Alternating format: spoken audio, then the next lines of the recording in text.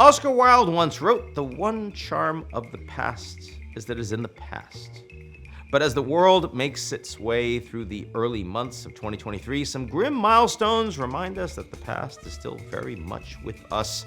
February 24th will, of course, mark the first anniversary of Russia's illegal invasion of Ukraine, Putin's war, as we call it. March 11th will be 3 years since the World Health Organization declared COVID-19 a pandemic. And I'm not even sure if this counts as an anniversary, but 2022 was the 6th warmest year on record since 1880. Don't get me wrong, it's not all doom and gloom. Ukraine's military has thwarted Vladimir Putin's imperialist ambitions, at least so far. The post-pandemic global economy has mostly recovered, and renewable energy sources are cheaper than ever. That's exciting. And yet, I bring up the bad stuff because there's a real-life cost to these geopolitical convulsions. The world is becoming unsustainably unequal.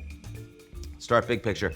Since 2020, the richest 1% of people has accumulated nearly 2/3 of all the new wealth created in the world. To put it another way, some 10% of the world's population owns 76% of the wealth.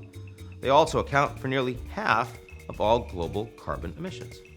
Now let's zoom in to the Horn of Africa, where years of drought have placed 22 million people at risk of starvation, according to the UN.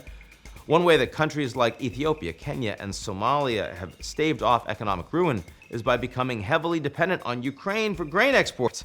First 3 months of the war in Ukraine, the number of Ethiopian, Kenyan, and Somali children at risk of dropping out of school tripled. Putin's invasion, in short, has left casualties far beyond Eastern Europe.